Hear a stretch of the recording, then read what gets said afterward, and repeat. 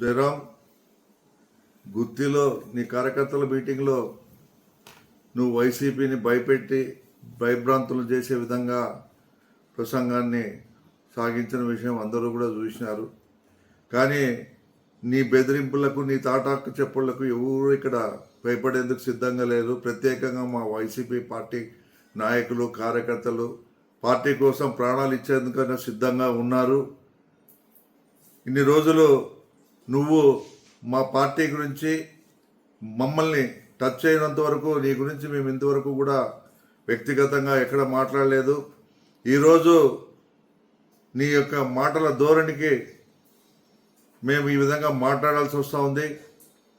నీవేదో అనుకుంటా ఉన్నావు, రాజకీయాలు మాకేం కొత్త కాదు, ఇటువంటి వాటిని ఎన్నో చూసినాం. నా 65 ఏళ్ల జీవితంలో రకరకాల దౌర్జన్యాలు చేసిన కాలాలని చూసినాం, ఎంతోమందిని చూసినాం, ఎంతోమందిని ఎదుర్కొన్నాం. నువ్వేం మాకు లెక్క కూడా కాదు. నువ్వు అనుకుంటున్నావేమో నీ పార్టీలోని ప్రజలు, నీ పార్టీలోని నాయకులు, నీ పార్టీలోని కార్యకర్తలు నీవు ఎమ్మెల్యే అయినప్పటి నుంచి నీ ప్రవర్తన చూసి విసిగి వేసారి ఎందుకయ్యా ఈయన్ని గెలిపించుకున్నామని మా దగ్గరే ఎన్నో రకాలుగా ఎన్నో సందర్భాల్లో తెలియజేయడం కూడా మేము విన్నాం. కాబట్టి చెప్తా ఉన్నాను, ముందు నీ పార్టీలో పోటీ చేసేందుకు మీ నాయకులు, కార్యకర్తలు సిద్ధంగా ఉన్నారో లేదో ఒక్కసారి ఆలోచన చేసుకో. నువ్వేమనుకుంటా ఉన్నావు? ఏం అంత చేతులు ముడుచుకొని కూర్చో వ్యక్తుల్లాగా మా పార్టీ కనబడుతుందా?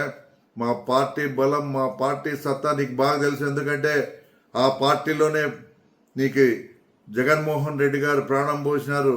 5 సంవత్సరాలు మంత్రిగా ఇస్తే 5 సంవత్సరాలు మంత్రి పదవి ఇచ్చిన జగన్మోహన్ రెడ్డినే వెన్నుపోటు పొడిచినావు. నీవు ఇప్పుడు మళ్ళా రెచ్చగొట్టే విధంగా మీ పార్టీ కార్యకర్తలకు ఏదో సందేశాలు ఇస్తా ఉన్నావు. నేను ఒకటే చెప్తా ఉన్నాను, వెన్నుపోటులో చంద్రబాబుని మించిపోయే రకం నువ్వు. నీ గురించి, నీ గతం గురించి, నీ చరిత్ర గురించి నాకు పూర్తి స్థాయిలో తెలుసు. అయినా నీ గతం గురించి, నీ చరిత్ర గురించి నేను మాట్లాడాల్సిన అవసరం లేదు. అది నా దీనికి తక్కువ అవుతుంది. కాబట్టి ఎప్పుడైనా కానీ ఒక బాధ్యతాయుతమైన శాసనసభ్యునిగా ఉన్నప్పుడు ప్రజల సంక్షేమం గురించి, అభివృద్ధి గురించి మాట్లాడాలే తప్ప ఏమయ్యా నువ్వు రాజ్యాంగాన్ని సృష్టిస్తావా? రెడ్ బుక్ రాజ్యాంగం అనేది మీరు సృష్టించుకున్నది. ఈ దేశంలో ఇది ప్రజాస్వామ్య దేశం. కేవలం అంబేద్కర్ రాజ్యాంగం తప్ప వేరే రాజ్యాంగం ఇక్కడ చెల్లుబాటు కాదు. అది తెలుసుకొని మాట్లాడితే బాగుంటుంది.